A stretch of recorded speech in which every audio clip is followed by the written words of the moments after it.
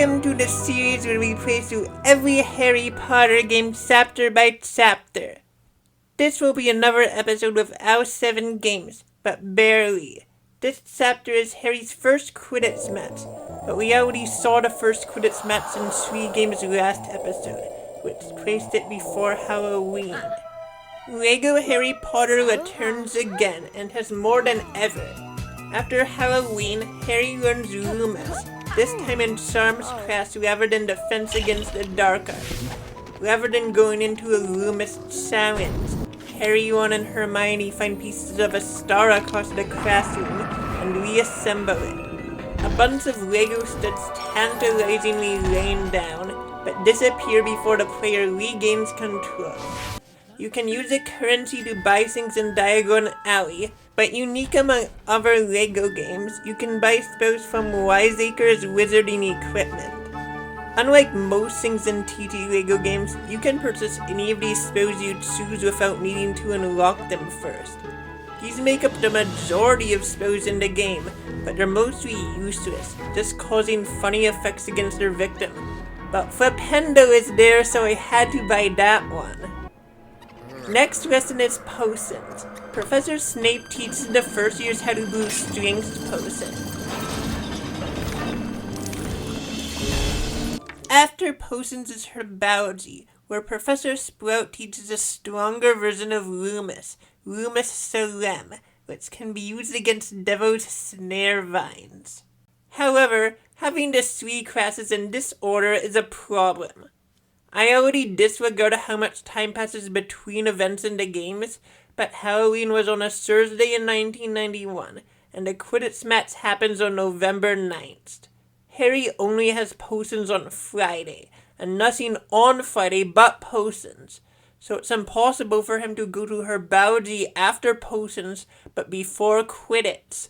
The strength potion lesson can't have been on the 1st, because he needs to have charms and learn Loomis first. The solution I have come up with is to call Professor Flitwick's Loomis class non-canon.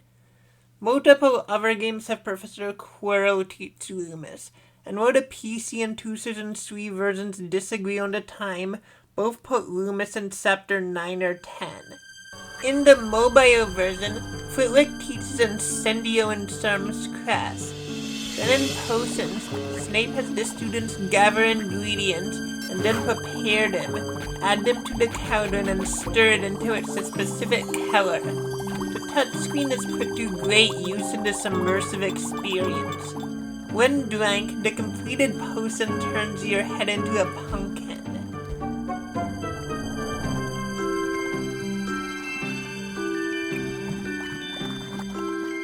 Now both Lego games have similar levels covering the Quidditch match. Rather than playing as Harry, you play as Ron and Hermione in the audience. Harry's broom gets jinxed, his friends notice Professor Snape is chanting and staring at the floundering Harry. The two make their way to Snape's seat, and Hermione sets the potions master on fire. Harry regains control, but crashes anyway, along with the golden snitch bow he was pursuing, scoring Gryffindor enough points to win. In PC and PS1, Harry plays his second Quidditch match against Ravenclaw. His broom isn't jinxed, and gameplay is the same as the first match in the last episode. That's all for these 2 games. None of the other 3 games have Harry play Quidditch this chapter, but the Game Boy versions have another event from this chapter. After the match in the book, and after defeating the troll in Game Boy Color, the 3 friends visit Hagrid, talking about Snape's sus behavior, and accuse him of attempting to make it past the guard dog. Hagrid dismisses their series, and reveals that what the dog's guarding is a secret between Dumbledore and Nicholas Flamel. On Game Boy Advance, Harry attends Transfiguration and learns Avaforce like in the PlayStation version, except has to complete the Avaforce Challenge, where he uses the spell to turn rocks into birds. The lines background characters have in the Game Boy game sure are wild. Hagrid writes to Harry, inviting him back to his garden to find flobberworm mucus, another Wiggenwood potion ingredient for his homework. This is presumably a different section of Hagrid's nebulous garden, though I wouldn't be surprised if it magically changes as well at this point. Hagrid gives Harry a flute like after hatching Norbert in the computer version, to attract flobberworms. Harry and Hermione wonder if the flute could also affect the giant three-headed dog. Hagrid lets slip the name of the dog, Fluffy, as well as of course Nicholas Flamel. Harry has to make it across the perilous garden and escort 6 flobberworms all the way back without them immediately perishing upon touching something dangerous or falling into a pit. They respawn back where they were, but if Harry faints, he loses all progress collecting the worms. After finally luring them like the Pied Piper all the way back to Hagrid, the gamekeeper and Hermione extract the flobberworm mucus from the worms, and we're done. The 2003 version doesn't have any event from this chapter, and the following events could be put in chapter 12, but this game already will be seen in the next episode, featuring chapter 12 events later. Harry goes to potions class and must have the ingredients. Ron won't let Harry face Snape's wrath without all the ingredients. I missed the Disney earlier in Hagrid's garden, so Harry walked all the way there and back again to potions class. Snape assigns new homework of finding ingredients to brew an antidote to common poisons next. The Wiggenwood potion is in a large cauldron that Harry can fill his bottle at, and then drink anywhere to restore a large amount of stamina. Harry goes to herbology, where instead of Incendio, Professor Sprout teaches another spell from the second year, Defendo. In the Defendo challenge, Harry immediately encounters another troll which he must defeat with Spongify, as before. This troll isn't any weaker than the troll in the bathroom, with the same long health bar.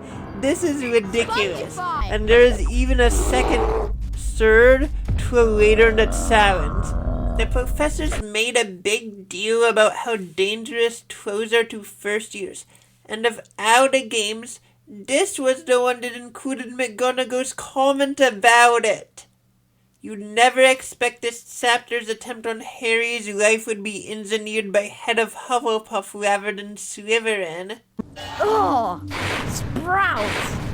All suspicions aside, Harry also encounters Gytrasses, dog-like specters that can be fended off with Loomis. Though absent from the Loomis challenge, Professor Quirrell mentioned Gytrasses in that lesson.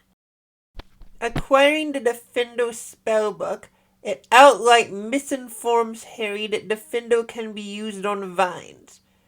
These moving vines or roots encountered later in the challenge, blocking the way, are unaffected by Defendo.